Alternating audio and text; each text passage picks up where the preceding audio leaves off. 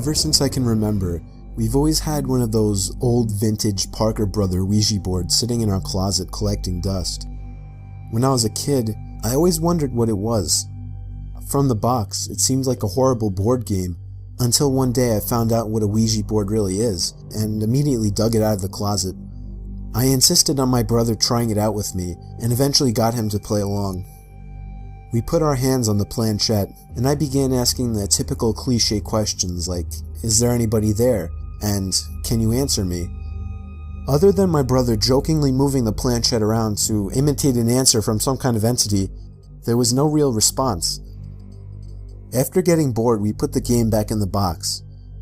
I did a little research that night to find out how to make Ouija boards work. Many people said online that the most ideal environment when using a Ouija board is in a dark room only lit by candles. So when my parents weren't home, I managed to gather like 6 or 7 candles and convinced my brother to try it one more time. I lit the candles and set them around the table in the dining room with all the lights out. We tried one more time. I asked again if there was anybody there. The planchette began to move. I told my brother to stop moving it, but he swore he wasn't. I told him to move his hand away, and he did. It kept moving. My brother thought I was messing with him, but I didn't pay attention. The planchette landed on the word yes.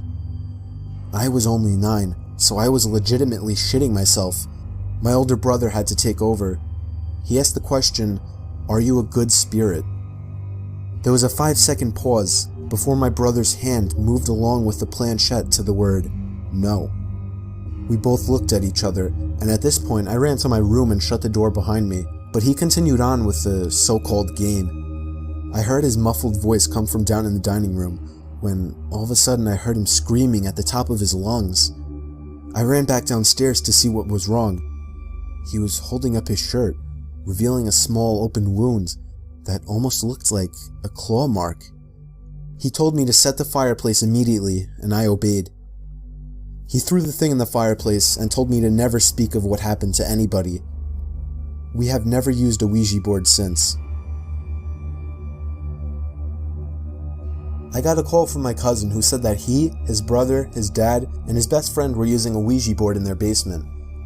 Prior to starting, they took a large porcelain doll out of the room because it was creepy, and placed it in the adjacent room face down on a pile of towels. My cousin took a short break because the board was just spouting nonsense and he had to go to the bathroom. His dad and brother and friends started asking the board questions without him. One of the questions was, who is in the other room? It just started spouting random numbers, and when my cousin came back into the room, his brother said that it wasn't working, that they were going to put it away, and he showed him the answer to the last question he asked, and he said, "Dude, that's my social security number." Then they started to talk to whatever started spewing answers out. It told my cousin he would die in the Air Force. At this point, they tell the entity they're communicating with to prove itself. It then spelled out the word doll, and they immediately got a bad feeling. They opened the door to check on the porcelain doll they had laid in the other room, and when they opened the door, the doll was standing up right in front of the door, staring at them. Everyone freaked out and ran out of the house. His best friend burned the Ouija board, and I think he temporarily went nuts for a few months. My cousin, for some reason, then joined the Air Force, and is on a base in Europe now. I had some of my friends over one night, so we tried out the Ouija board we found in someone's garbage.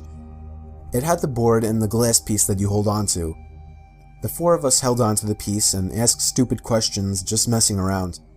At all times, one of us were moving around the glass piece just to try and fool the others. When one of my friends went to the bathroom and the other got bored, it was just me and one of my other friends still holding onto it. I asked the board when I will die, and the piece started slowly moving to the letter T. I laughed, looking at my friend, thinking it was him, but he just told me that he thought it was me. The piece then moved to the letter O, and then M, and then back to O, and then R. And then I realized that it was spelling out the word tomorrow. My friend let go of it, and it stopped moving, so I was convinced that it was him. But he swore left and right it wasn't him. But here's where it gets horrifying. The next day, while walking my dog to the preserve, My dog's collar suddenly snapped and he was free from the leash. He darted into the road and I immediately chased after him, only to hear the horn of an oncoming car blaring and getting louder. I dove as fast as I could out of the way, just barely grazing the car with my foot as it passed. But it didn't end there. The same day, while sitting under the ceiling fan in the kitchen on full blast, I got up to get something out of the fridge, and behind me, I heard a loud crashing sound as all the glass on the table was shattered and everything fell onto the floor. The fan had fallen off the ceiling, and I was inches away from being decapitated. I really don't know if I find it to be a coincidence that the day after the Ouija board said I would die the next day, that I had 2 near-death experiences. All I know is I'm never touching a Ouija board again. I have never really told people about this. We had a huge closet full of old board games, and one of them happened to be a Ouija board. I always wanted to try it out, but my family was always home, and I felt weird trying it in front of them. There was this one weekend that my parents were going to the city, and my brother was going on a Boy Scout campout, so I would have the whole house to myself for a weekend. It might have been pathetic that I was more excited to try out a Ouija board than to party with friends while the house was empty. The weather was terrible, windy and rainy, but I felt that a rainy night would actually make it more ritualistic. Around midnight, I set up the board in my dining room and dimmed the lights. I asked a bunch of questions that generated no answers, so I eventually put the board away and went to bed. I woke up in the middle of the night to hear a creaking noise downstairs by the front door. At first I thought nothing of it, but then I heard it again, and it was closer this time, closer to the stairs. I sat up now. At this point I was getting concerned. Another creaking sound, this time from one of the stairs. I was sure somebody was in my house. This was before cell phones were mainstream, so calling the police wasn't even an option. The creaking sounds were getting closer until they were right outside my door, and then they just stopped. It felt like hours while I laid there clutching my covers, waiting for something to happen. A huge strike of lightning momentarily lit up my bedroom, and I swore I could see some kind of black limb-type object wrapped around the open door.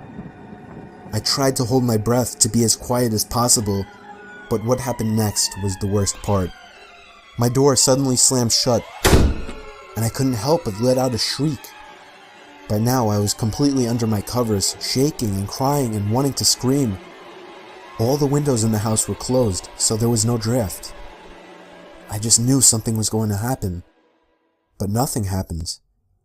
I sat under my covers for hours, thinking somebody or something was in the room with me. When the sun started to rise, I finally snuck a peek out of my covers. My room was just as empty as before. I somehow found the courage to leave my bedroom and search for any signs of a break-in. Everything looked normal, though. No broken windows or unlocked doors. I then spotted the Ouija board on the table again. I have always been kind of superstitious, so I immediately linked the happenings to the Ouija board. I chucked the damn thing in the outside trash can and brought it out front to the curb. Since then, nothing has happened, and I didn't tell anybody about it. You wouldn't understand unless you were in that kind of situation. Then you would agree that nobody would believe a word you say. Nobody really knows except for the people that read my story online. I know for a fact that those events were linked to the Ouija board. I can tell you from personal experience that trying a Ouija board is a huge mistake. It was the summer of 2013. My friend had a vintage Ouija board that was allegedly worth a decent amount of money. My friend agreed to trade it with me for a video game that I never played, so I happily made the trade. I tried using it alone, but it proved to be just a scam. I didn't really expect it to work. I mainly got it just for the money to be made off of it. I threw the stupid thing on the floor of my living room and forgot about it. Everything was going normal until the next morning. I woke up and found that the 2 plants I had sitting on my coffee table had been knocked over, and the Ouija board was sitting on the table. I didn't remember putting it there, nor did I understand how the plants could have fallen over. Wind was definitely not an answer. I wondered if it was possible that I had sleepwalked, Or maybe I was half awake and walked down to get a glass of water and bumped into them or something. I moved everything back in place, but the carpet already had dirt stains on it. I brought the Ouija board box up to my room and tossed it on the floor. Things got bad that night. While laying awake in the dark, I was disturbed by the sound of a muffled click. I looked up, not sure what it was, and then I saw through the cracks of my closet door that my closet light was on. I had no idea how it could have turned on, but I got up and opened the closet door anyway. There was nobody in there, but that hadn't even crossed my mind. I turned the light off and jumped back into bed. Probably 10 minutes later, I heard the same clicking sound. Naturally, I looked to the closet and felt my heart sink a little. The closet light was on again. A mix of confusion and fear started building up inside of me. I once again turned off the light and cautiously got back in my bed. I found myself waiting for the closet light to click on again. But what happened instead was much worse. Instead of the closet light turning on, the whole room suddenly filled with light as I heard the main light switch flick on. I had seen enough and was out the door within seconds. I quickly pieced things together and chucked that old Ouija board in the closest dumpster. Nothing weird ever happened after that.